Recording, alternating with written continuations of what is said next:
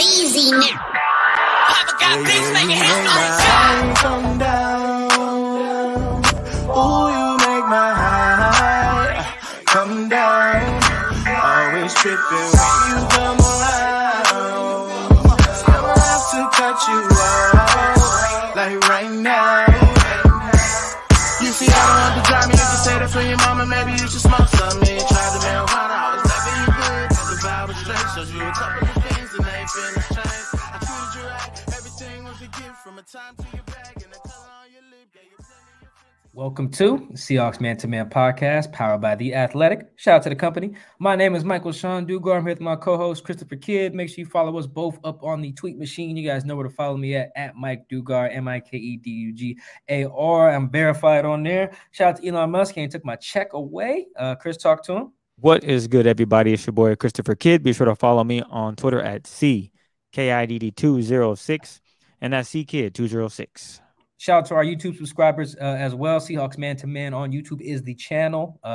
We are back bringing our bonus episodes on Friday as well. You can go, if you missed that, go ahead and hit pause. Go check that out. Standout plays from week 12. It was a good time on there. But Chris, I'm coming to you from this dimly lit hotel room in Los Angeles after the Seahawks got their seventh win of the season, 27-23, beating the John Wolford-led Los Angeles Rams. Big time win, lots to discuss. We're going to get to a lot of it in the Twitter questions. But I think that to start it off, we gotta acknowledge, man, that guy, King Gene. We got to start with King Gene, man. Geno Smith. We've talked about it on this podcast a few times, including last week after the Raiders lost, that when you're the guy, you're the quarterback, it doesn't really matter how much you make. When you're just the quarterback position, your job is to go win the game, and you're the only position that we can even kind of tie wins to. I don't think quarterback wins are a stat. We should not do that. But if there was any position to do that with, it is the quarterback, and sometimes that means you got to go win the game late. And of all the magical things that Geno's been able to do this season, just accuracy. He's won Player of the Week already. He's had 300-yard passing games. He's helped them win shootouts. He's helped them win slugfests. Like he's done a little bit of everything. He's checking into run plays that turned into big plays. Like he's fixing protections. He's been a leader, been consistent. He's basically checking every little box, like to prove that he's that dude. This was the little box at the bottom of the paper that said, "Hey, do you have any game-winning drives, any fourth quarter comebacks?" And the box was empty. It was sitting there. And today, against a very good defense, obviously without Aaron Donald, which matters, but a very good Rams defense on the road, that defense that had been playing well most of the game. Geno goes 75 yards, in about 2 minutes and some change, goes 6 of 9 on the drive, 65 yards, I think 4 first down throws for the game-winning 8-yard touchdown to DK Metcalf against Jalen Ramsey. To basically, yes, that's the game winner. It's the go-ahead, and it turned out to be the game winner. Chris, I really don't. I mean, obviously, Geno has to, just play well the rest of the year. That's fine. But, like, in terms of checking boxes, I don't know what else people need bro to do, because this is it. That was the last thing on the list. That was it. He's been using his legs. He's been just everything, saying the right things to him, said no stupid shit or nothing. You can tell he's a leader and everything. And he's just now. That was it. Now he got that moment. That signature drive, and it was big because the playoff race is tight in the NFC. Man, I don't know nobody else need him to do, because that's it. That's the moment right there. It's like the end of the first 2 Bad Boys movies. When he's like, that's how you. Yeah, the first one. What's the first? Oh, That's How You Drive. Yeah, the first Bad Boy movie, they drive through the little airport hangar. Then the second Bad Boys movie, he shoots the bad guy in the head in Cuba. And yeah, and both times Will Smith's like, now that's how you supposed to shoot. That's how you supposed to drive. Geno's like, now that's how you supposed to deliver. Like, I don't know what anybody wants from this guy, man. He is the real deal. And I would also add to that, he faced adversity, because think about it. They score touchdowns in the first and second quarter. In the third quarter, they don't even score a touchdown. It's field goal. That's all they got in the third quarter, just that field goal. They marched down the field, and unfortunately, I wouldn't say settle, but I'm sure they obviously won a touchdown. They kick for 3, attempt 3 points. Then you go into the fourth quarter. It hadn't looked too great, and the Rams put up a drive, and Rams offense, put up a drive, and they go and score. And now you're looking, saying, okay, this is it. Here's the chance. 2:20 left. Can Geno lead this Seahawks offense that hasn't been hitting on all cylinders throughout the game? Defense hasn't helped you. Running backs are going in and out of the game due to injuries. Can Geno deliver? And he did it, despite all that, despite not scoring a touchdown in the third quarter, just having 3 points. The Rams had just scored. Bobby Wagner is playing arguably the best game of his life. Easily. Jalen Ramsey's amped up. This defense, this is the moment they are ready for, because as we talked about it with Jordan on our last episode, how good they've been in the red zone, how good they've been as a defense. It's just the unfortunate part. Their offense has been they've gone through a lot with injuries. So it's been trash. You can say it. The offense has been trash. It's been trash. You can say it. It's been trash. And that's a lot of pressure. And Geno stepped up to the plate. I got it. I've done the 2-minute drill against the Seahawks defense. I'm ready for the moment. And he executed.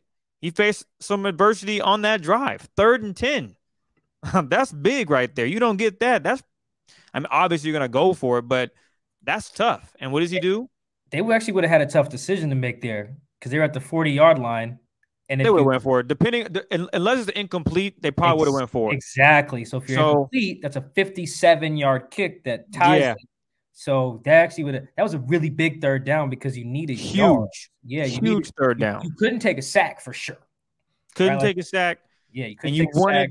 And you got to dangerous too. You got to get yards. At worst, you got to at least get 5. That way you can say, "Damn, we got to go for it. We can't risk kicking it and missing it." I think they still had 3 timeouts, so even if they do miss, you can get 3 stops to get the ball back and still try to go down and get a field goal to tie the game.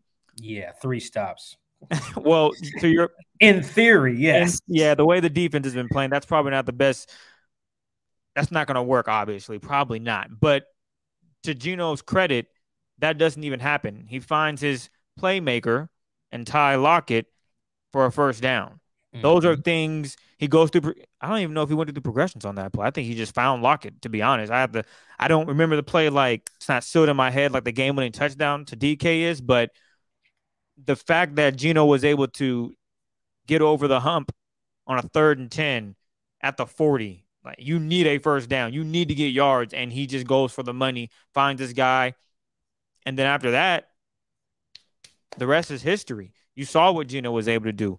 I like the play call, rolling to the right, basically DK rolling with him, getting inside leverage on a great corner in Jalen Ramsey, and just being more physical and strong and just hanging on to it, because Jalen was on his back.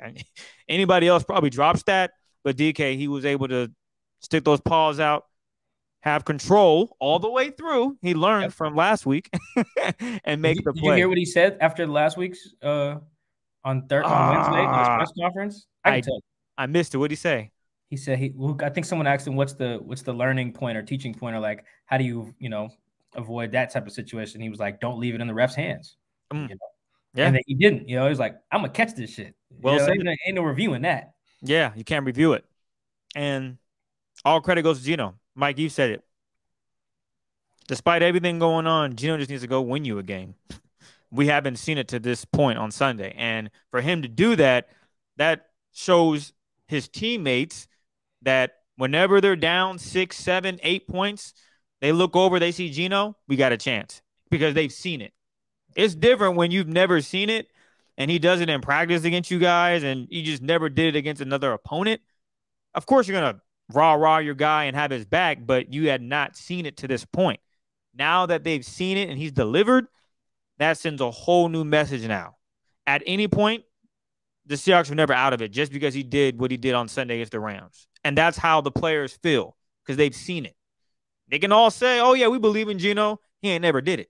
He actually did it on Sunday, and that changes the course of how plays are going to be called now in the fourth quarter in crunch time.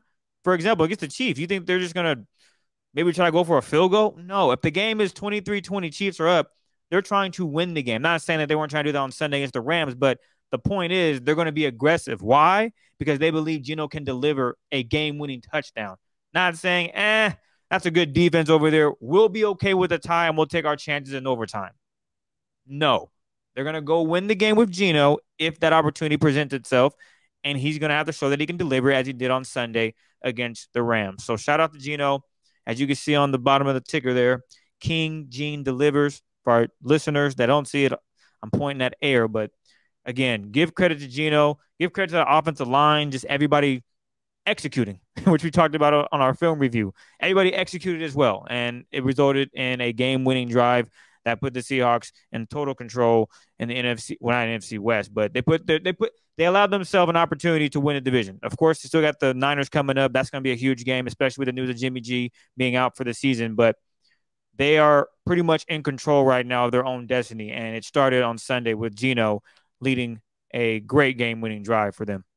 Yeah, I think for what it's worth, the players I talked to after the game, I mean, they wouldn't say otherwise. But exactly, they all, without seeing it, they were giving Geno the benefit of the doubt. Like everyone felt like they were going to go win. And I think the reason that I'm not just going to accept that they were just saying that just because it's the right thing to say. The reason I feel like it's genuine, in part because of why guys went into detail about it. Like even Tony Jones Jr., who's a new guy around here, Tariq Woolen, even Shelby Harris I talked to, Will Dissly. Well, actually, Will didn't say this particular part. He believed in Geno. But a lot of the other explanations that I got were just look who's on the team. I think it was Tony Jones who was like, bro, we got DK and we got Tyler. And Noah can make plays, and then we got pass protection. So it's like, and Tariq said the same thing. It's like, and he's a defensive player, so he's looking at it from a defensive mind. It's like, dog, we got. He's like, bro, look who we got. We have DK, we have Tyler, and that's legitimately that's it's wishful thinking, but they gave the benefit of the doubt in large part because of the sum of the parts. It's like, bro, we got two legit receivers. We should be able to just go get it done, and then you got the protection to go make it happen. But yeah, I do think that, and Pete Carroll spoke to this after the game, there is something to be said for seeing it, because Shelby Harris, for example, told me after the game, he was like, I thought we were going to win the whole time. He's like, you got to prove to me that we're going to lose. Otherwise, I'm just going to default setting be that we're going to go win, which is a great mindset to have. However, Pete Carroll spoke to the fact, it's like, we did need to see it happen. We knew we could do it. There's a difference between knowing and seeing it and having the tape to go, break down and analyze and have the proof of it, because it also is not lost on anyone in that building, probably Geno in particular, that he and the offense had come up short in these situations 5 times. Like the Rams game last year, came up short. I know Tyler fell down. Doesn't matter. Came up short. It doesn't say Tyler fell down on the final score when you go look at the box score. It says Geno threw an interception. Context matters, yes, but at the end of the day, you lost. Saints game, go 4 and out, with the game on the line. Steelers game, TJ Watt, strip sack, Sunday Night Football. This year against the Falcons, I know there was that Damian Lewis holding play on the screen pass that kind of fucked everything up, but still, 4th and 18, Geno throws a pick. The Raiders, last week we talked about that game. That's fresh. They don't get it done in overtime. They don't get it done in regulation or overtime. Got 2 shots to win it. That's 7 drives I just rattled off, 5 or 6 drives, I think, where you have a chance to go win the game in all of those. They didn't have to tie in any of those situations, I don't believe. So that's failure on failure on failure. But the thing about failure is it's a mind state. Carl Scott, the DB coach, gave me a great line a couple weeks ago. We were talking about something else, but he was like, a mistake is only a mistake if you make it twice. The first time you're just learning from something. I kind of apply that logic here. It's like they had all those mistakes for whatever reason. Like I just rattled off something. It was a holding play one time. There's a missed assignment the other time. Geno takes a strip sack the other time. It's always something. Tyler falls down the other time. Eventually, you got to learn from all that shit and just go get it done. And like you mentioned, the adversity part, that is a big part for me for quarterbacks when it comes to these situations, if you want to be considered a great quarterback. Because it's not always going to be, great. Sometimes, like you'll have today, Geno had a bunch of banged-up running backs by the end of the game. Tony Jones went in the tent. I had people tweeting me who Tony Jones was the whole second half. Nobody knew he was on the team. I knew, obviously. DJ Dallas out there, DJ couldn't walk, man. Like, shout out to DJ Dallas. He's limping all through the locker room. He limping on the sideline. I don't know if they were showing him on the broadcast. DJ could barely freaking walk. Ken Walker out the whole game. Travis Homer already out. So you got no run game to help you out, which would have been useful in that 3-minute drill with 3 timeouts. They could have used the run game a little bit. They ran it like twice. You got no run game. You can't afford, like I mentioned when you said it, you can't just play like, let's take our chances in overtime. Or if we don't get it here, we can get a stop and get the ball back. No, you can't. Chris, they couldn't count on a stop. Don't have the bodies. They couldn't count. Their defense wasn't stopping anything on the ground. That too. It was making it very, very tough. And so they basically was like, we have to go win. And that's why Geno said it. He was like, we could have settled for a field goal. Everybody in the huddle thought we was going to go down there and win the game. That's important. So, like, sometimes the odds are not stacked against you. Sometimes you have a backup center. Sometimes a guy drops a pass. Sometimes you get pressure in your face, whatever. So you got to scramble. At the end of the day, no one cares. Go win. You know, there's no descriptions next to their win today. It all says 27-23. Geno game-winning drive. Fourth quarter comeback. That's it. The circumstances aren't all written down there. You know, Tyler Lockett, I asked him about guys being sick because, you know, the bug hit their locker room pretty tough. I think they sent home 11 guys on Wednesday. It's insane. Tyler was like, yeah, you know, basically like salute to those guys who did that. But at the end of the day, you look on film, the film doesn't say that you're sick. You know, the film just says you was out there. Either you played good or you did not. You know, film don't lie. So I think that's an important thing to note because it's the same thing with all quarterbacks. Sometimes you got to back up right tackle. Sometimes the play call sucks. You know, sometimes, you know, you got to go to your second, third, fourth, free, whatever. Whether Russell, Mahomes, Brady, Rodgers, like Big Ben, he's had a lot of clutch drives. Eli Manning, Phillip Rivers, dude, Derek Carr has a gazillion. All those times, it's not always going to be stacked in your favor. You don't have to just pull shit out your ass sometimes. I'm not saying that's entirely what happened here, but sometimes you will have to do that. And that's what's really important. Not just that they did that. Geno was also one of those guys who was sick, by the way. He said he woke up feeling like hell. So, or he said he was struggling. I think that was the line. But, yeah, so he was sick. A bunch of other guys is sick. Going against the best – I got a stat for you, Chris. Going into this game, the Rams had the number 2 red zone defense, and they had the number 1 goal line defense. You saw that. That's a legit unit that going up against a team that's got Bobby, that's got Jalen Ramsey to shadow your best guy, and yeah, just flawless execution damn near across the board. I think this is it. Like Geno just made like that throw to DK is like a $35 million throw. That's like a get paid type of throw. I know some people got some questions about like Bryce Young and CJ Stroud and stuff. We'll get to that.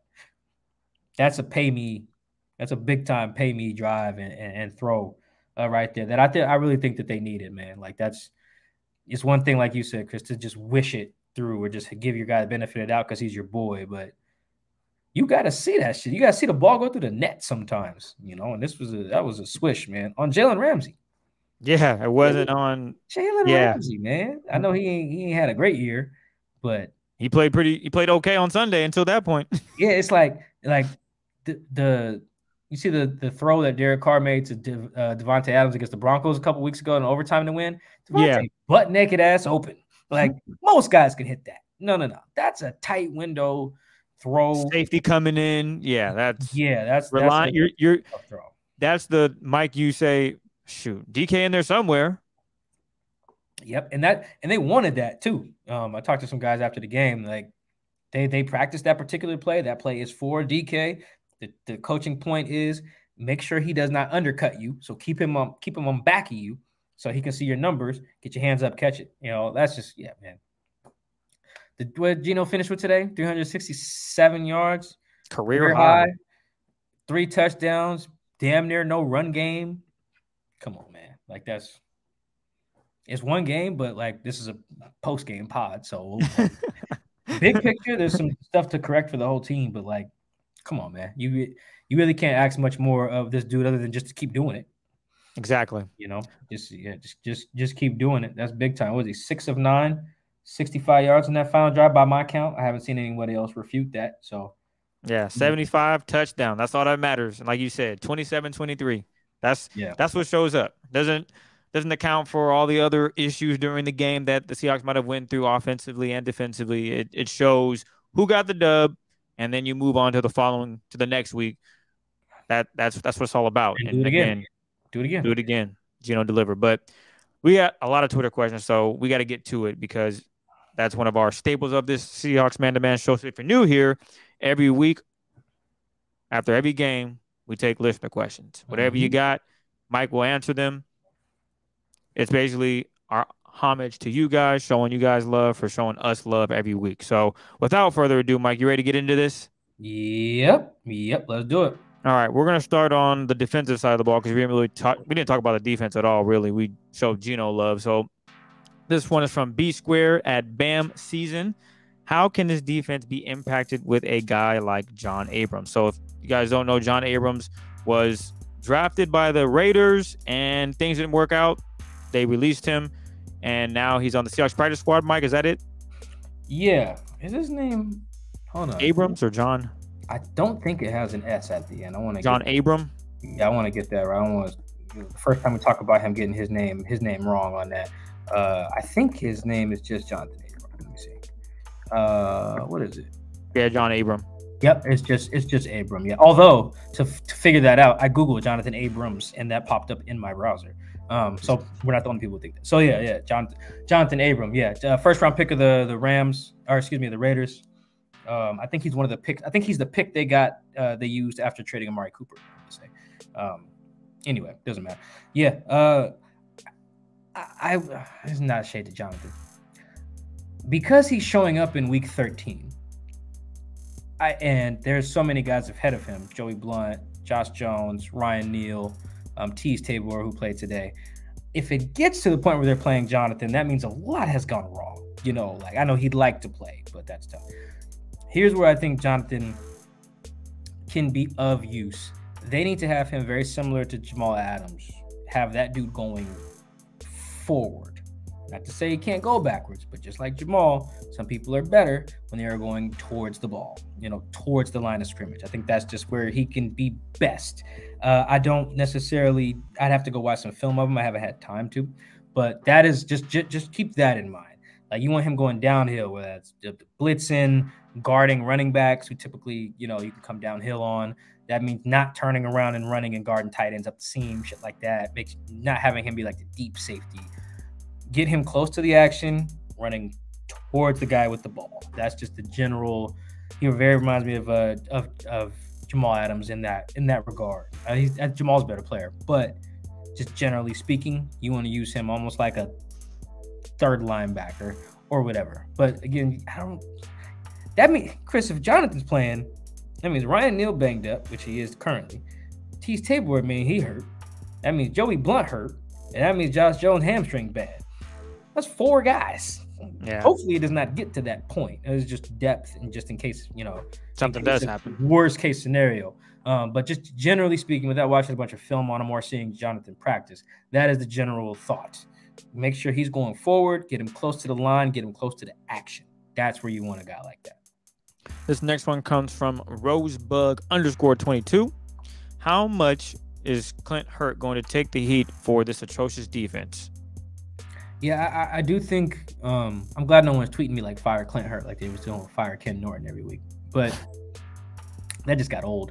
But I do think it's fair to have some criticisms of the unit because they're not stopping the run. And they're not stopping the run against teams that prior to playing the Seahawks have been stopped when running. The Bucks were like the worst running team in the league. No, Mike, not like they were. Yeah, they were bad. They didn't do it very often. They didn't do it very well. And they did both of those things against the Seahawks to success. It won them the game. Same thing with the Rams. The Rams came into this game not being able to run the ball. It's not just because they didn't have Stafford. They sucked at running the ball when they had Stafford. And they didn't. No one player went off today. Let me see the box score. Yeah, Cam Akers 60, Powell 45, Walford 29, Tutu 23. These are all yardage totals. Kyron Williams 9, Bryce Perkins had 5. I think that was on a scramble. Yeah, big first down. Yeah, the Rams ran for a lot of first downs today. That was a problem. And because they were able to run so well, they were able to keep their whole playbook open. I tweeted this. They've been running the variations of the same shit all game. Under center, run. Under center, jet sweep. Under center, run. Play action. Boop. Play action. Boop. Under center. It was the same thing. It was the same thing. Then they got creative, Mike. Remember that one play? Yeah. YouTube people will talk through it, as you guys can see. But they had a play today in the fourth quarter where they fake a toss to Cam Akers and bring this Powell dude on a jet sweep in front of John Walford while they have number 18, a receiver whose name has way too many too many nouns in it. Thank you. Or not nouns. What's the word? Consonants. The ones that aren't verbs or vowels. Yeah. It's got way too many of those in it. You got him lead blocking. That would end up being like a 20-yard run, and it's to a receiver. So I think that because they just can't stop any of that stuff, but you can only run a play like that down 4 points in the fourth quarter. They were able to when you have your entire playbook open because the game is close, and that's the thing that's troubling me about seeing Clint's defense through this stretch here of 3 games is they haven't been clutch. So there's that. They against the Bucks, they couldn't get the ball back to the offense, so they gave that up. Or the Bucks ended up grinding out the clock to win the game. Against the Raiders, they gave up an 86-yard touchdown to end the game. And then today, they gave up a go-ahead score and put the offense in position to play hero. That's bad. That's not very just independent of the numbers. That's just not very clutch. The other part about that is, it's one thing to get run over by Josh Jacobs. It's still bad. It's bad. But that's what the Raiders do. They use a fullback. They run the ball. That's their thing. Again, the Bucks were terrible running the ball before they played the Seahawks. The Rams were too. All right, now I got to check. Now I got to give a number since my thing has been stats. The Rams coming into this game. What you want, Chris? You want their yards per game? Is that what I should go with? Go with yards. Oh my God, that's bad. Yeah. So the Rams have been averaging 79 rushing yards per game coming into this week. You know who's worse? The Bucks, and that's it at 73. Like that. Come on, man. And then today they run for? Let me see, 171. Doubled their average. doubled their average. And then if you want to talk about design runs, the Rams only average about 78 yards. So like that's really most concerning, is that it's one thing to get beat by the thing that the team does well. Sometimes that happens. Everybody's got blue chip players, at least one or two. You're getting beat by things that teams suck at. Come on, man. Scary. That's very, very scary. So I think that Clint's not on the hot seat or no wild shit like that. Like I think he's done a bunch of good things. I think these are kind of the ebbs and flows of having a first-time coordinator with a bunch of young players. Like you're gonna have games like this, but still, no one cares. Just like we talk about with the wins and losses, when you talk about your defensive numbers, it doesn't necessarily say next to all of them, hey, yeah, you had some guys hurt or whatever. No, it says you gave up a bunch of yards or a bunch of points or a bunch of first downs or a bunch of touchdowns or a bunch of explosives. That's it. You are what your film and your numbers say you are at the end of the day. Context be damned, fair or not. And those guys know that. So yeah, I do think it's very fair to be critical of that unit for those two reasons more than anything. They haven't been very clutch in these last few weeks, and they've made some big splash plays, but just in general haven't been very clutch, and they haven't been able to stop the run against anyone, in particular teams that haven't been very good at running the ball. Those two things concern me. This next one is from Derek Williamson at Derek W0. What did you see with all the switching between Mike Jackson and Trey Brown? So I have to watch the film again, or not again, for the first time to really have an analysis. But in general, I do not like the rotating of the corners. I've never liked that. I didn't like that when they did it in 2020 with Quentin Dunbar and Trey Flowers. I can't remember if they did it last year. Who was the corners last year? Sidney and Trey until he got hurt. Yeah, so and they did it a little bit last year with Trey and Sidney, kind of easing Trey in. I believe they started doing that against the Steelers in Week 6. I just never have really liked doing that. I still don't. Pete Carroll has talked about not being a fan of it himself. And it's hard to just get a rhythm, man. You're in for a play, you're out for a play. You're in for a drive, you're out for a drive. And generally speaking, I think Michael Jackson has played fine. But I think if you're going to do it, you can't just do it just a random drive here, a random drive there, give it to Trey, give it to Mike Jack. I think you're going to have to give a guy a full quarter or give a guy a full half or something like that, or I don't know, or bench one of them for a full game if you need to. I just think you got to give them more of a rhythm, because then, like, Trey had only played in a few series before that, or before the final drive of the game, or excuse me, the second to last one where the Cam Akers score gives the Rams the lead. He got pulled after like 2 plays. Like, now you're in a position where you're pulling your left cornerback out the game because he gives up an 18-yarder to Tutu Atwell, which is a great route by Tutu. And then a 5-yarder to Higbee, and then boom, Trey gets pulled. This is on the drive again where Cam Akers goes and scores. Like, I just don't like that. It's not even that one guy's playing bad, and I think Trey gave up a couple balls, gave up that one to Tutu, gave up the one to Van Jefferson. Mike Jack gave up a couple balls, I think, in the earlier in the game. So, like, but I think that part of that is probably the rotation. I just don't. I think it's unfair to either guy. So I may do a film breakdown. One of my film breakdown plays, maybe one of those guys, to give people a good look at it. But I really think for now, just coming off the game, I thought both guys had some good plays. Both guys had some notable big explosives that they gave up. And I'm just ultimately not a fan of the rotation. I don't think that helps either guy. And I don't think it helps the team, really, especially when you're rotating safeties like that. You got Trey playing next to T's table, or how many times did they play together? Like, this is their first time playing real snaps together in a game. You know, when you ask them to close out a game in crunch time, I think that was unfair. Well said. This one is from Damon Jones at Damon Dimitri 1. How do the Seahawks stop the run? It seems they have a decent D line, but I'm confused what's going on with the front seven. I don't get it. That's a good question. I really think it starts up front.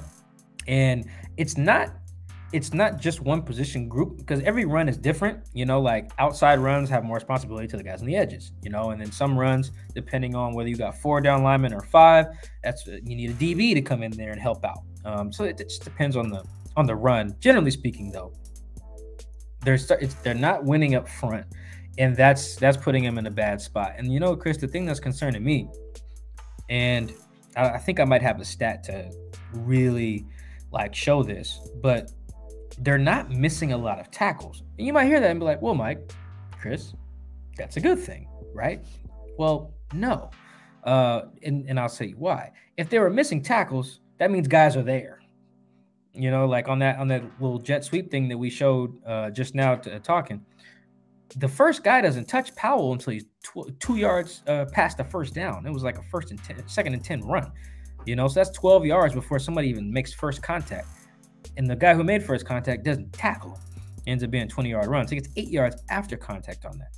For me, that means you're getting blocked up and you're getting schemed up. And those two things are hard to just fix in the middle of the year. Let's see. How many yards before contact are the Seahawks? I think it was about 5. He gets touched by, I think it's Cody. Well, I'm looking at just for the year. I got their year. Oh, for the year. My bad. Okay, yeah, my bad. No, it's fine. They got so on design runs, opponents are getting yards before contact per rush. They're at 1.7. That is the 8th worst in the league, or 8th most, if that's how you want to, hear it. So their opponents are averaging 1.7 yards before anybody even touches them. So they're getting through the line of scrimmage, before they get touched. The league average, if you're curious, is about 1.5 yards. So it's worse than league average. The worst team in the league is the Giants. They're at 2.2 yards, which is disgusting. The Giants' run defense is an abomination, and whoever's coordinating that should not have a job by the time this podcast comes out. But like, if you want curious what an elite defense looks like, the Bills are the number 1 team in that regard. They're at 0.5 yards. So that means on average, runners aren't even getting a full yard beyond the line of scrimmage before someone hits them. That's run defense. So I think the thing is to fix it, to answer the question for the show. Start up front, start winning up front. And then once you're knocking guys back, it'll open up those holes for more negative runs and stuff like that, because they're not getting a ton of negative runs. And then that's making things worse. Dropped my microphone. Teams are staying on schedule. And when you're staying on schedule, then now it's, instead of it being like 2nd and 10 a lot, well, now it's 2nd and 6. We can work with that. Now it's 3rd and 2 instead of 3rd and 9. Teams can work with that.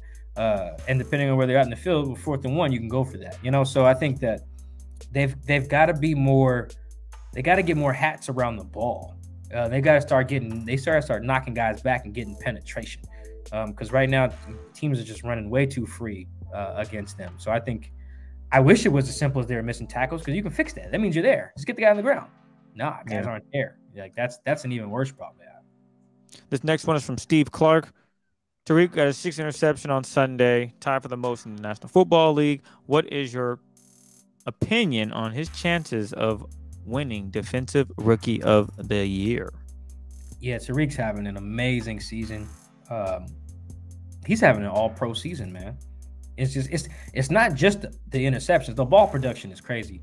I just don't know why these people keep trying him on like bad throws. The one that he recovered on, it was a poorly thrown ball. But hey, all credit to him for being there. Yeah, I was sitting next to and this is not shade to him. I'm just giving an example. Like I was sitting next to Matt Calkins of the Seattle Times at the game today, and he was like, "That was a bad throw," and I was like, "Well, most interceptions are bad throws. That's why they're intercepted. Like you're putting the ball in harm's way in some regard. That's usually why they're intercepted. But like Tariq's also just knocking. I think he had 2 other PBUs today. He had the one where he Tutu Atwell that he kind of baits what's his name, John Wofford into. And I think he had one real late, like the second to last throw of the game or something like that. So like Tariq's just making overall great plays on the ball. It's basically between him and Sauce Gardner in New York. And I think we can all agree that if Sauce wasn't the 4th overall pick and his nickname wasn't freaking Sauce, he didn't play in New York, this wouldn't be close. Like if you switch Tariq's stats with Sauce's stats, and Sauce would be running away with this award. In terms of I don't know how the voters feel necessarily. I think Tariq still has very good Vegas odds. But yeah, man, what Tariq's doing is this is all pro stuff. This isn't just, I'm a good rookie. There are 4 corners, I think, playing at this level. It's him, it's Sauce, both guys in Philly, and Chris, that might be it. And Trevon Diggs is playing very well in Dallas, though he gets beat a lot. Tariq's in another level right now, man. That dude is that dude is special. He's got 12 passes defense on the year. That's 1, 2, 3, 4. That's tied for 4th in the league. And he leads all corners in interceptions with 6. That's come on. I don't even know why. Man. I don't know why he gets thrown on at the rate that he does. But they're gonna stop doing it. Yeah, this is even a faster ascension than Richard Sherman. Richard Sherman had a great rookie year. Tariq's having a outstanding Pro Bowl, All Pro type of rookie year, man. That kid is special. He's got really good hands too, man. If you throw it near him, he's gonna catch that shit. Yeah. This next one is from Kyle. I'm not gonna try that. We'll just go from Kyle. I don't want to screw it up. Justin Coleman hasn't been out there much at all while the Seahawks give Kobe Bryant, that is, reps. Is there a world where Coleman takes on some safety duties with all the injuries? Yeah, usually safeties are kind of cross-trained at nickel. That's the usual transition. Quandre was a nickel. Ugo Amadi, nickel, safety, cross-trained. I don't know if Justin's done that. I think that's why you sign a guy like Jonathan Abram, because he is also cross-trained on both of those things, nickel and safety. I don't know how good he is at nickel. But no, I don't think that there's a world where that happens. I think that's why you get a Jonathan Abram, because Justin Coleman is not cross-trained on those two, at least to my knowledge. I don't get to watch practice, so I don't know. But no, the short version of that, I think this is why you bring in Abram, because he can potentially do that. But again, if it gets to the point where you're playing Jonathan Abram, that means everyone got influenza in your safety room, and that's pretty bad. You don't want that to happen. Again, no knock to Jonathan, but there's a lot of guys ahead of him. So if they're all out, that's panic button time. So no, I don't think Justin will play any safety. This one, we got 2 or 3 surrounding one player, and that's Cody Barton. So I'll just lump it all together. They all want to know, for the most part, why is he still on the field if he's not helping the defense? He should have batted the pass down instead of intercepting it. overall, I know we just saw the game like everyone else did. We haven't gone over the film, but based on what you saw, Mike, did he play as bad as what everyone seems on Sunday against the Rams? No. And honestly, going back to the Raider game, Cody actually played okay in that Raider game. I thought, like, with all the rushing yards that they gave up, it wasn't like I watched and was like, 57 is bugging. I kind of felt like that after, like, the Detroit game and the Falcons game. I did not feel like that against the Raiders. And I didn't feel like that today. Some of that's probably on him. But the thing about run defense is when you're bad at it, it ain't just one guy. Like, it's hard to just, like, pick on one dude and run, attack. That's tough.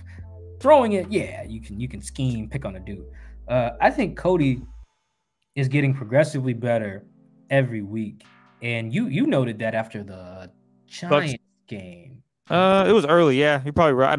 That's the game where he had that fourth down deflection. Yeah, so that was it the Giants? Yes, that was the Giants game. Yeah. Because then the next game, I think he plays against the Cardinals a little bit. And then they go to Germany, and then he has the interception, and he come back. He has the PBU against the Raiders. And then today he has an interception. So I think that he's been, put it this way, it's kind of like how I used to answer the question on Quandre. They have a list of problems on defense.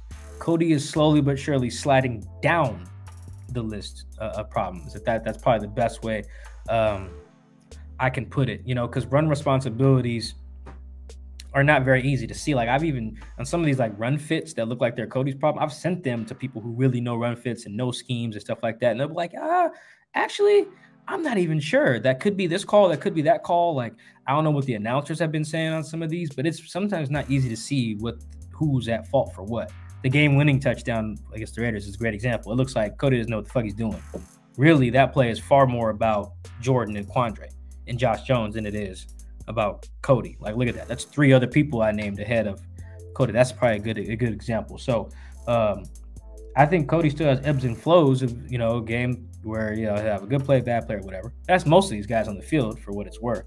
But I think to really combat that, though, is to have splash plays. Like Cody's been able to rack up. He's been able to get run stops. That means stops for no gain, or run stuffs. He's been able to get run stuffs. He's had run tackles for loss. He's getting his hands on the ball. The last like 3 games in a row. I think Cody's got his hand on at least one pass. Like, the impact plays are coming as well, and that's what I want to see from him and Jordan. Jordan's getting some of those impact plays too. So, no, I don't think. At first, earlier in the season, I was kind of with people on the, like, let's be very critical of 57. Now I'm just like, no, that's not as fair anymore. I think 57 has been, he's been solid. Exactly. He's been improving weekly, which is good to see. Last one on the defensive side is from Jed at Jed M. Cooper. How many yards do the 49ers get against the Seahawks run defense? Over, under, 200, 250? Yeah, no, I'm a little concerned about the run game. For reasons that I mentioned earlier, it's not just that teams that can run. Everybody has good players. Everyone has NFL players. The problem is you're getting teams that ain't that good at running the ball that become, just all pro rushing teams. And 171 yards today is not like the end of the world, but you guys saw it. Like, it just looked easy, and that's just, man, that is not what you want. How many first downs did the Rams run for today? Let me check that real fast. The Rams ran for 11 first downs today, man. That's a lot. that's not good. Well, they ran for more running than they did passing. That says everything you need to know. They only had 7 passing. They had 4 more running than they had passing. What's usually easier, Mike? Yeah, it's hard to run for, like, Cam Akers ran for 4, Brandon Powell ran for 3, and then Walford Tutu and Kyron and Bryce Perkins all ran for 1 apiece. Like, when you're moving the chains on the ground, man, for reference, the Seahawks today only had 5 rushing first downs. 3 of them by passing. three of them by Tony Jones. Yeah, so I think that's a problem. I don't care who. And today was a good example. It doesn't matter who the quarterback is, because any quarterback can hand it off. Like a 5th string quarterback can hand it off, and if it's blocked up well, like the Niners block stuff up well, that's something that has to be corrected, and they need more negative plays against the run, and they're getting them. That's the thing; they're getting them individually in a lot of. Let me look at my splash plays little thing that I have in here. Like they're getting some splash plays from their guys. I think Chenna had one tackle for loss today. I think Ryan Neal had a tackle for loss today in the run. And when I say tackle for loss, I'm excluding sacks and what I'm talking about. Like I think the tackles for loss on non-sacks are like a little bit better of an illustration of how guys are doing. Like Cody Barton, let me see what Cody's got. Cody has not 3 run stuffs. I think they're all in the last 3 weeks. Oh, he didn't have one today. My bad. Anyway, long story short, the run game stuff is a problem because of what I've mentioned before about having your whole playbook open. Like even if the Niners have who they starting now? What's his name? Christian McCaffrey? No, the quarterback. Who's the quarterback? Oh, I couldn't tell you. Struss? Purdy. Purdy. Yeah, Purdy. Love that name. Yeah, no. Anyway, bonus points. If you listen to this podcast, tell me when I hear the name Purdy, I think of the quote, "I think she Purdy." You can tell me where that movie's from. I might send you some. You can't look it up though. Dang, how am I gonna tell where they looked it up? Dang, you can't, Mike. Maybe I won't say. Just tell me. I'll do something for you. I'll do something nice for you. Anyway, yeah, no. The Rams, the Niners could have whoever back there at quarterback. They can hand it off well. And when you can just hand it off and move the chains on the ground, keeps your whole playbook open, keeps your quarterback out of harm's way, keeps you out of 3rd and longs, just helps you function. But next thing you know, you're in the red zone. So I think that they've got to fix that run defense, man. They're letting teams run for way too many first downs, and it's just making life hard on the pass rush. Today they were able to make it happen, but they were way too reliant today on splash plays instead of just bucking up on 1st and 2nd down. This next one is from T. Lindo at Ralph's Reindeers. Is Geno a dark horse for most valuable player? I don't think there can be a dark horse for most valuable player in the NFL. It's because it's just, think about it. It's basically got to be a quarterback now. And it's basically got to be a quarterback on a winning team, which is fine. But there's only so many winning teams, there's only so many good quarterbacks. So it's usually so obvious who it's going to be. It's usually between like 1 or 2 guys a year. And so you can't really have a dark horse, quote unquote. But because now they changed the rules, I don't know if we've talked about this on the podcast this year yet. Before, let's say there's 50 people who have an MVP vote, right? They only get to vote for one person, which is why Russ has never gotten a vote, because it's always just been so obvious. In 2015, it was obviously Cam. In 2016, it was obviously Matt Ryan. In 2017, once Carson Wentz got hurt, it was obviously Brady. Who else we got? 2018, it was obviously Patrick Mahomes. 2019 was obviously Lamar Jackson. 2020 and 2021, it was either Aaron Rodgers or like Tom Brady. You know, so now though, they changed the rule. Now you get 5, you get to pick a top 5 for your MVP. So Geno will probably make a few people's top 5s, I'm sure. You probably get to, people are going to vote for Tua, people are going to vote for Geno, they're going to vote for Josh Allen, they're going to vote for maybe even Joe Burrow, who went crazy. I think, what was I going to say? Mahomes. I think Mahomes is going to win it. But yeah, I think Geno is going to get votes. And I do think it is very funny that Geno is going to get an MVP vote before Russell was. Insane. That just shows you how crazy the 2022 NFL season is. Geno getting an MVP vote, not as a joke either. It's legitimately earned. He will get an MVP vote, a top 5 vote before Russ. Next one is from Ted Jones at Nutsack on Fire. Thoughts on Tony Jones Jr.? Had some plays today. Some fun plays, that is. What was the Twitter name on that? Yeah, Nutsack on Fire. That sounds like top 3 worst things to have happen in your life is your nuts be on fire. I remember this one video I saw on ESPN. It was the highly questionable, they do weird shit at the end of the show. It was a dude pouring a bunch of fire ants in his drawers in like Thailand or something. And I was Makes sense. Why not? What do you mean, why not? Because it's fucking fire ants is why you don't do that. It was sarcasm, Mike. You didn't catch on. Yeah, I should. No, you're right. My bad. Thoughts on Tony Jones Jr. Tony ran the ball 7 times today. 3 times he got first downs. I think that is a good rate of first downs per rush. It's 43%. That's actually really good. Let me see, for reference, what the league average is. As Tony only ran 7 times for 14 yards, but I do think, and I told Tony this after the game, he had a run today actually where Gabe Jackson gets blocked into Tony, and Tony like bounces off of like Gabe's ass, and then jukes number 53, the linebacker for the Rams, and then falls forward for like 3 yards. But it was 2nd and 1 in the 4th quarter, so that would have been a big. Let me see when that happens. Are they down at that point? Yes, yeah, they were losing. So actually, no, they were winning. But either way, that was a big deal because that's the difference between 3rd and 3 or whatever versus 1st and 10. And just those getting first downs is just such a big part of running the ball. I think that's why I keep referencing that number. So Tony ran 7 times and had first downs on what's that, 40-something% of his runs. That's a big deal to me. So, for example, the league average is 24%. Let me filter out. Right, let me make sure it's all running backs. Right now, I got hella quarterbacks in that sample. All right. So, among running backs, the league average of a percentage of runs that go for a first down is 22.6%. Josh Jacobs leads the league at 29.8%. So that means about 30% of the time, if you get a ball to Josh Jacobs, his big ass is getting the first down. That's insane, right? That's why he's top dog like that. So again, Tony Jones picked up first downs today on 43% of his runs. If you do that every week, you're the best running back in the league. I'm not kidding.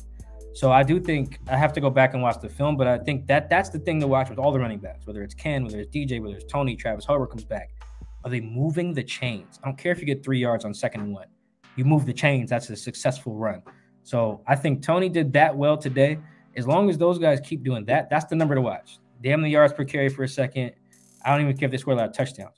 Can you move the sticks? Because we've seen today, as long as the running backs don't fuck it up, Geno can go win you a game. Exactly. We have seen that. So that's the number to watch with those guys. And I think Tony, just off the stats and just my first view of watching the game live, I think he did a good job there moving the chains. Sticking with running back, this one is from Hawks fan 206.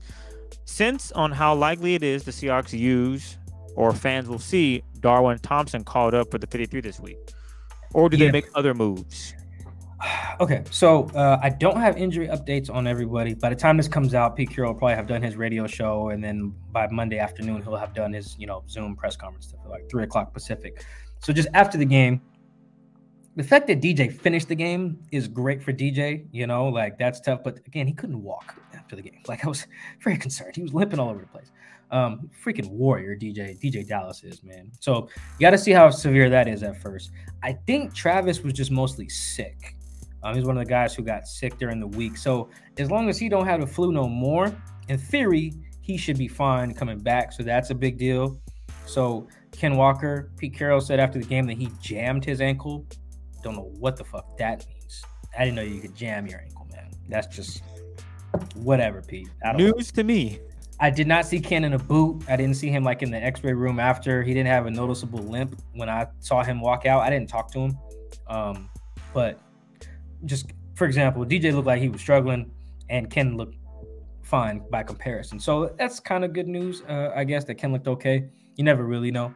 But yeah, because of that, you're probably going to see Darwin get called up, but I do think they're going to look elsewhere. I think this is where you see them try out guys. I don't think they're going to call Marshawn or nothing, but like, wouldn't surprise me if they called up Alex Collins. Remember, if a guy's on another team's practice squad, he can get signed to the Seahawks 53-man roster. You can't just bump from practice squad to practice squad unless you get cut. But like, let's say, who's on a practice squad? Where's Melvin Gordon? Where's he? I don't think they should sign him because he can't hold on to the ball. But Chiefs practice squad, right? Yep. They can get Melvin, but they have to put Melvin on the 53. You can't just pluck Melvin from the Chiefs practice squad to your own practice squad. That's the rule there. So, and you can't do it, I think, like, you can't pluck someone from the opponent you're about to play. So I don't think that they could pull someone from like the Panthers practice squad right now. I don't think you can do that. I think there's like a 6-day window or some shit like that. You can't give us some plays. What'd you learn over there? Yeah, man? you can't do that. So I think they will look around. I have not had time to go scan every team's practice squad for running backs, but I imagine that they will make an external move depending on what some of these X-rays and shit say that they're gonna get Monday when guys fly back home, and depending on how sick or hurt Travis Homer is. So I do think if Travis is fine, they can get by with him as like a lead guy, believe it or not. I really like how Travis runs. So yeah, I think Darwin will come up, but really I do think they're gonna have to pull somebody from someone else's practice squad probably. This next one comes from Big Ass Eyebrows. While Geno has played oh shit. I'm sorry. You're good. That was funny. While Geno has played extremely above expectations, and all due respect, praise to the fella. If the Seahawks have a chance to draft Bryce or CJ because of Denver's pick, do they have to pull the trigger? That's Bryce Young of Alabama and CJ Stroud of Ohio State. Boy, that Denver Broncos trade this is the gift that keeps on giving, boy. God damn. Yo, insane. The Broncos are trash, dog. What are the 3-9? And they can't beat anybody. Nope. They probably won't win another game this season. Dog, they lose to everybody. Like, insane. They had how many teams? So let me look here. The Texans are the worst team in the league. Like, they're gonna have the first pick. They're 1-10-1. They're god awful. But Denver's 3-9. The Rams are 3-9. So those are your bottom three teams. Denver and LA play on Christmas. Excuse me. Denver and LA play on Christmas. Which, boy, that game might have fallen off the intrigue scale more than any other game this year. Is the Broncos versus the Rams on Christmas. That seemed like a great idea when they did that. Great idea. I would have done that too. Boy, that game looks terrible. I'd rather get drunk off vodka and eggnog.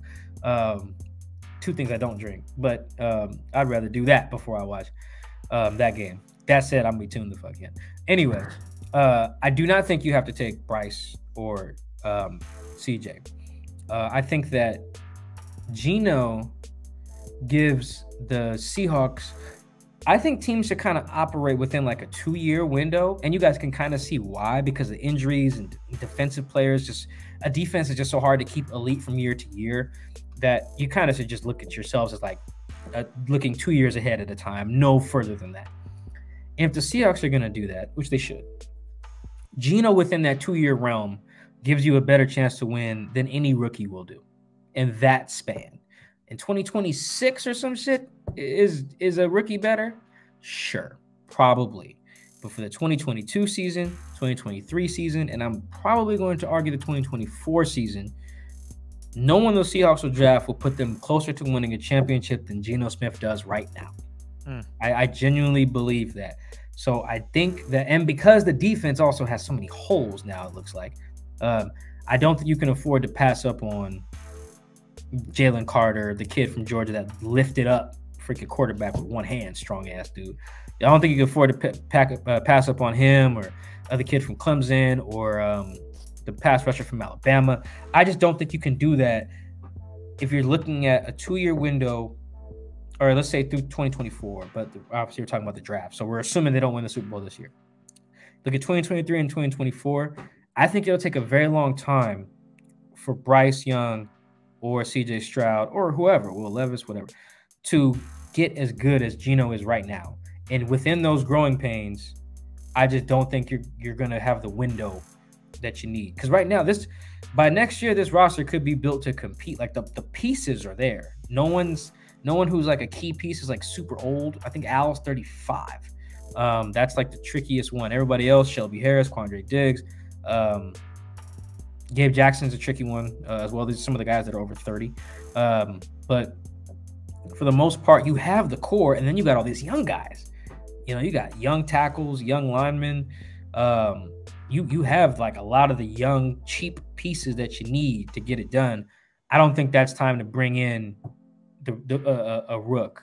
I don't even think it's worth using the pick with the idea that he's there in 2024 after you maybe move on from Geno. I don't like that either. Again, I think it's just going to take a long time for Bryce or CJ to be as good as Geno is, like just today. Not even Geno gets no better. For those two to reach what Geno's doing right now, Pro Bowl caliber guy, I think that's just going to take too long. And they're not the Lions. These guys aren't the Texans. Those teams they're building. The Seahawks can win ish within the next year or two. So no, I do not think you have to take a quarterback with Denver's pick. This next one comes from Mookie Alexander. Was that the most impressive game of DK Metcalf's career? That's a good question, Mookie. Me and Chris talked about this before we recorded. I think are we in agreement that it was?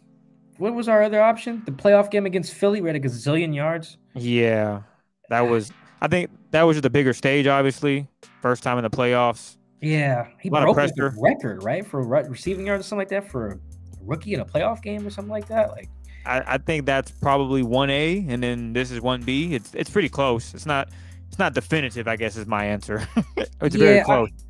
So the Philly defense wasn't as good, but again, it's a playoff game. You know, like a playoff game is just so much, and it's not like a playoff game where they kick the other team's ass either. Like DK had like a 30-something or 40-something yard bomb that iced the game, and then he waves goodbye to the Philly crowd. So I think that's it's hard to beat the stakes of that game, and he just went crazy. This is probably right there though. The defense they went against was very good. Catching against Jalen Ramsey was very good. He had 128 yards. That was very good. Hell, 128 is not even his season high, let alone a career high. Yeah, a gazillion yards against the Lions, I think it was, this year. So I think the Philly game, honestly, both Philly games, because then he went crazy on Monday night against them the next year, giving Darius Slay that work, boy. Let me tell you, worked D Slay all goddamn game to the point Darius Slay was like, "That ain't no kid. That's a goddamn action figure." Facts. Great quote by Darius Slay. So yeah, I think I would probably put that the playoff Eagles game is number one for me, and I'm with you. This is 1B or number 2, however you want to do it. But that Eagles game, you just can't. The playoffs are, and it was a road playoff game.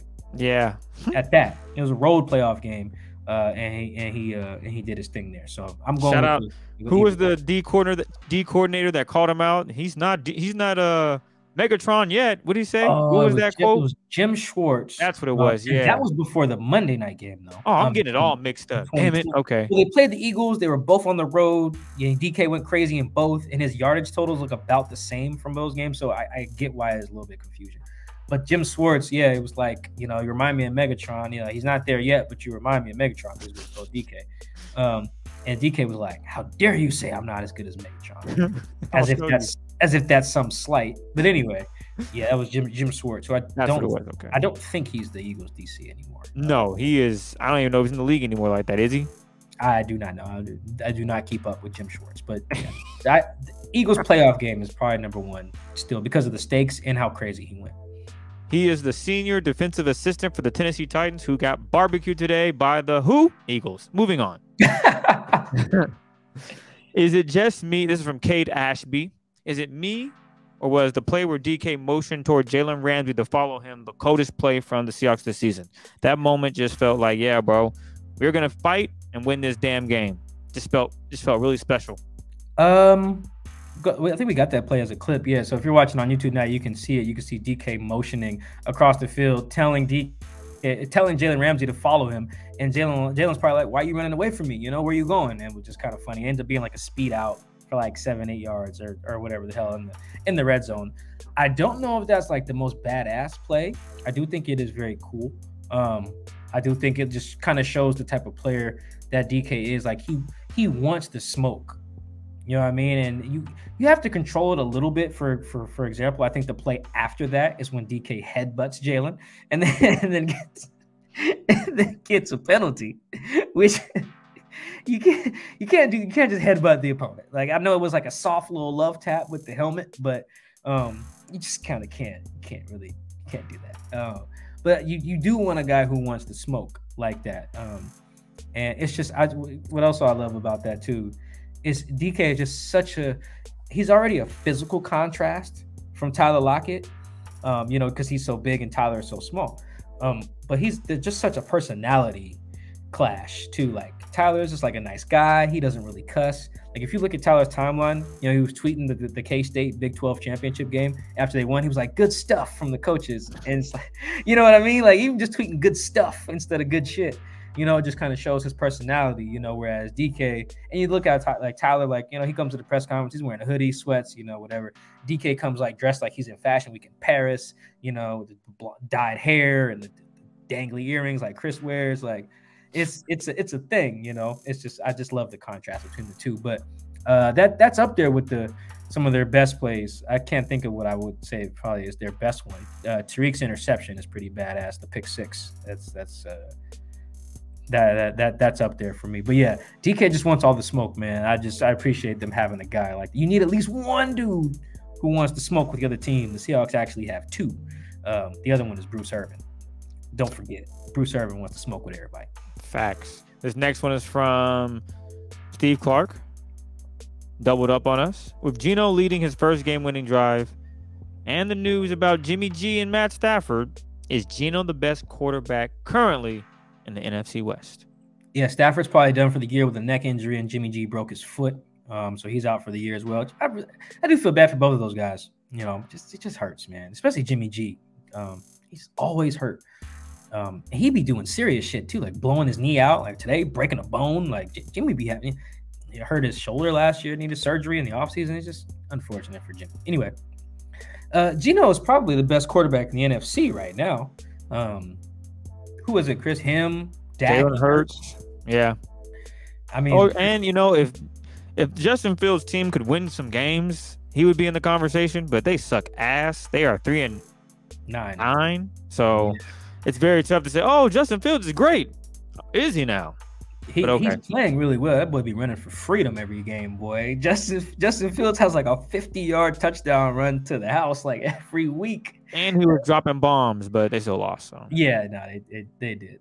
Anyway, yeah, I think Geno, man, he's pound for pound playing as well as anybody in the NFC for sure. Probably better than a lot of people, man. I know Dak and Jalen both went crazy today. Jalen had like 380 and 3 touches. Good Lord. I think Dak had 3 touchdowns today too. Just put up 50. Yeah, that 50 burger. Yeah, no. Those guys are. I mean, that's all dudes playing at a really high level, man. The fact that Geno's just in that conversation with those guys, though, is just crazy, man. It's just crazy. I just tell people every time I talk to him in the press box, they're like, "Yo, what's up with Geno?" And I'm like, "Dog, I don't know." I actually have some theories on it, but he just turned up, man. He is real. I don't know what anybody else needs to see to make you think that he's the real deal. He is doing literally everything you could ask of a franchise quarterback to do, man. He's doing it. This next one comes from Seahawks 77389. Is it just me, or should Geno have 15 interceptions this season? Seems every game he has 1 to 3 passes that should have been picked but are not. This season would be way different if those passes went the other way. Also, what was the fight about between Geno and K9? Maybe not a fight, but maybe just a heated discussion on the sideline. I don't know if you saw that, Mike. I saw a clip later. I think Brady hit us. ESPN showed it to me. He didn't show it to me though until we were walking back to the press box after all the interviews. So again, I didn't talk to Ken after the game, so I couldn't ask him about it because I hadn't even seen it, hadn't heard of it. And then I actually caught the back end of Geno's press conference, so I didn't get a chance to ask him either. So I don't know on that. However, though, I do think it may feel like Geno has a bunch of those type of passes. I think PFF has a stat. I don't have my PFF login in front of me to do this, but PFF has a stat that tracks like turnover-worthy throws. And Geno, I don't think is very high in that stat. So I think it's because Seahawks fans watch so many of these. These guys have these. All the quarterbacks have these turnover-worthy throws. Brady has them. Mahomes has them. DBs can't catch, generally speaking. That's why they're on defense. So like quarterbacks all have these. Geno has a few every game, but like for example, Pro Football Reference True Media has like an off-target percentage, and Geno has the lowest percentage of off-target throws in the league at 6.4%. The average is 10%. So Geno is by far and away the best quarterback at throwing on-target passes. He also still leads the league in completion percentage at 72%. He's the only quarterback over 70%. So like Geno's accuracy is not to be questioned. He has a couple what was that throws, but I think it's all relative to his peers. His peers all have those as well. So I know it may feel like if you only watch a bunch of Seahawks games every snap, you're like, oh man, Geno be throwing to the team every once in a while. Yes, all quarterbacks do that, quite literally. Geno is actually protecting the ball as well as any quarterback in the NFL. So there's that. That puts that question in perspective for you, because I think that was a very fair question. It does feel like that, but no, Geno's protecting the ball as well as any quarterback in the league. Trust me. This next one is from Dennis Gill 10. Should the Seahawks start on the offense? That is, Should the Seahawks offensively start doing more ball control, 7+ minute drives to keep the defense off the field? Yeah, so they do a little bit of that already. Oh wow, Geno's actually, his percentage of turnover worthy throws is pretty low. It's at 3 point. I found the stat. Sorry. He's at hold on real quick. I'm gonna go back to that question real quick because I wanted to give that number. I didn't want to just tease that. So turnover worthy plays. Oh shit. Actually, Geno's at 16. That's actually pretty high. That's 6th most in the league. That's pretty tough.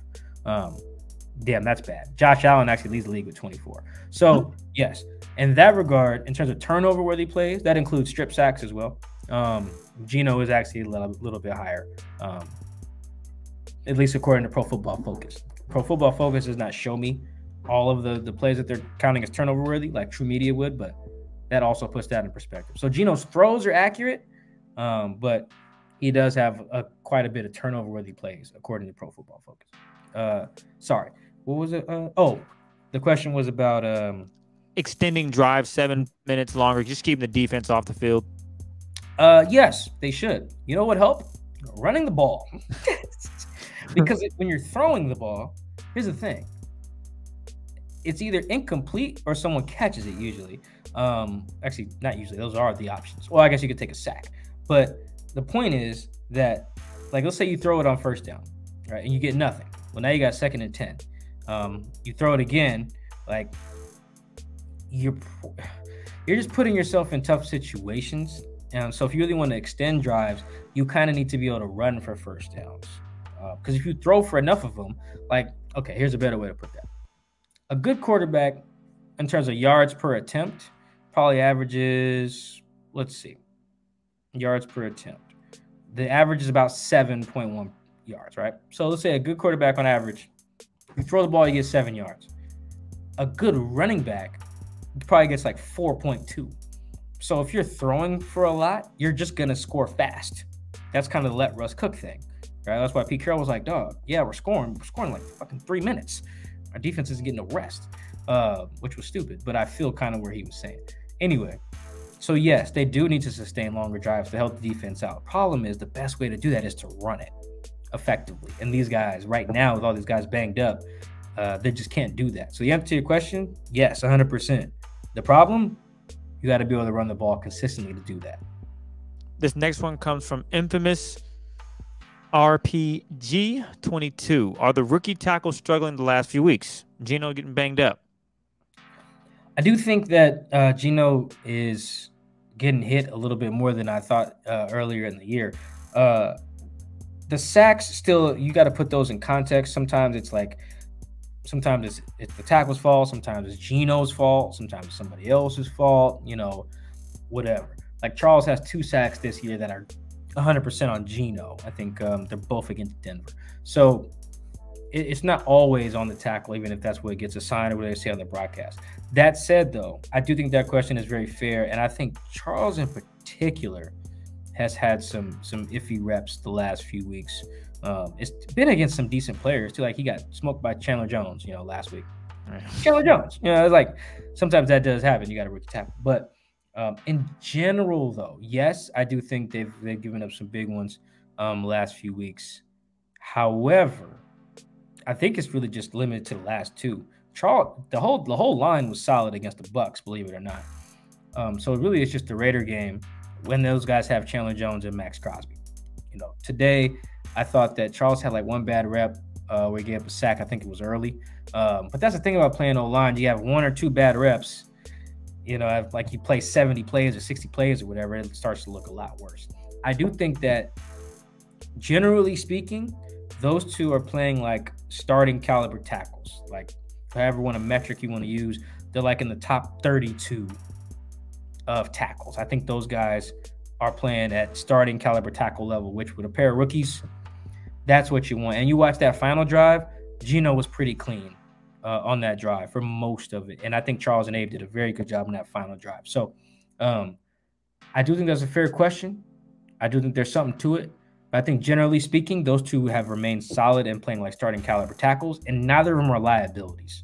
That's huge, particularly in obvious passing situations. I just think we're kind of at the point probably where If the other guy's a stud, like Myles Garrett type, Matthew Judon, Zadarius Smith, Max Crosby, Nick Bosa, Michael Parsons, when there's those type of guys, Hassan Reddick even, they might need a little bit of help.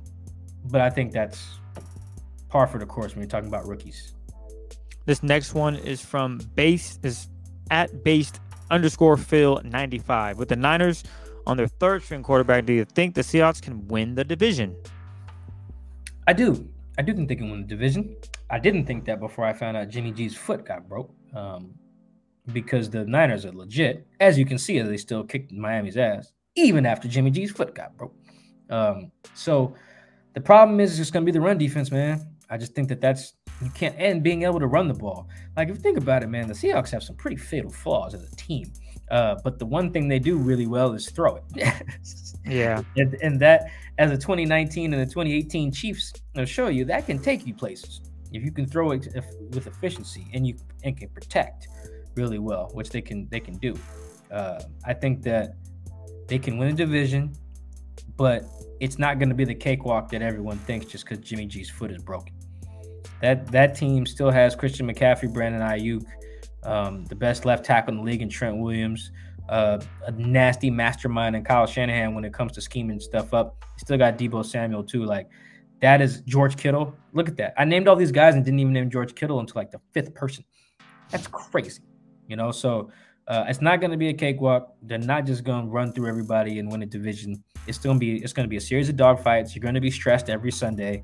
Get used to that. It's not going anywhere. I think the odds probably increased in my mind on the Michael-Shawn Football Power Index.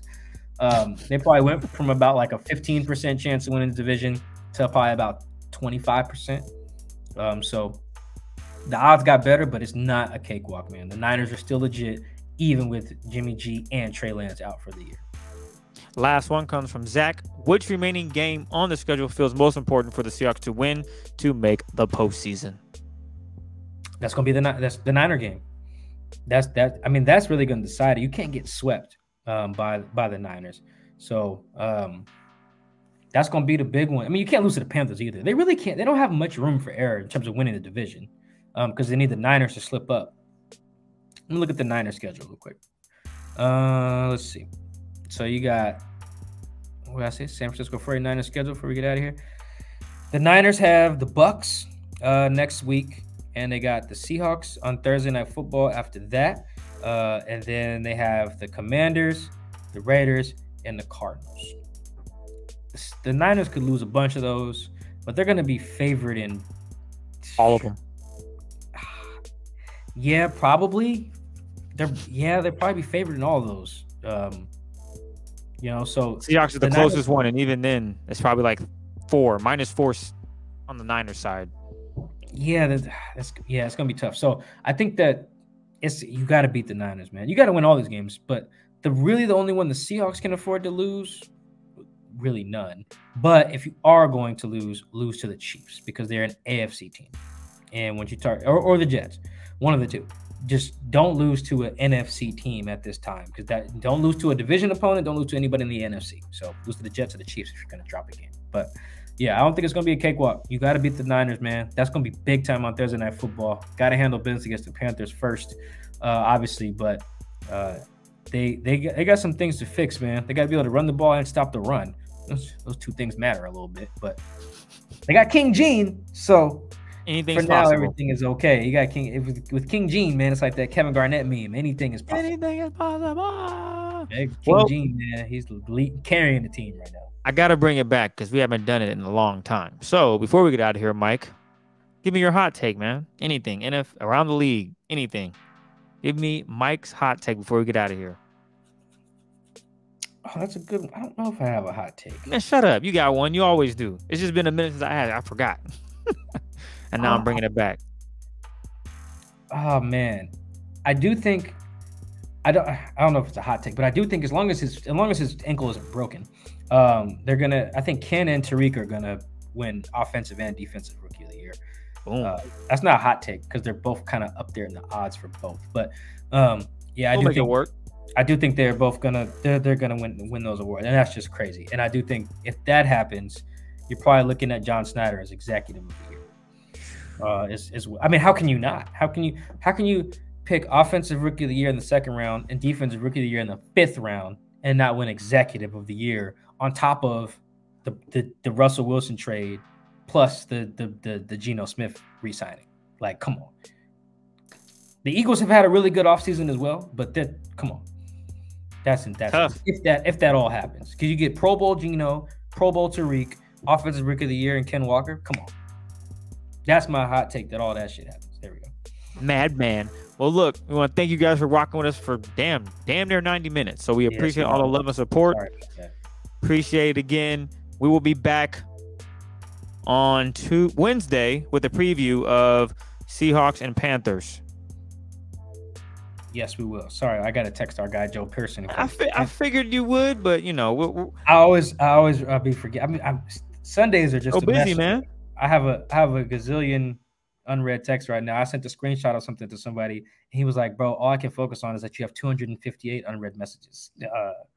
And now it's pretty nasty, Mike. But the number's up to 306 now. So that's not good. I don't know. Maybe read some of those. But hey, we're not here to talk about your phone dilemma. We're gonna let you go get some rest. It's been another episode of Seahawks Man to Man. We appreciate you guys for rocking with us the last 90 minutes. We'll catch you guys later on in the week, and then of course on Friday we'll do our film breakdown. And yeah, if you got film you want us to do, tell us to play. That way we can get it in early, and then Mike, you know, if we are questioning the play that it is, we can actually go to these coaches and players and be like, hey, this is what we saw. Are we right or are we wrong? And then we can give you guys that knowledge come Friday. So is there anything else you want to add before we get out of here, man? Appreciate the love from you guys, man. As always, the love, the tweets, the texts.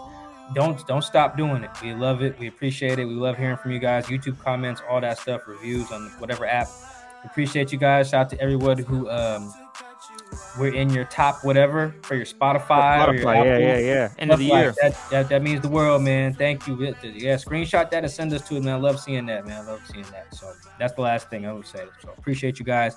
Keep showing support, man. We're out.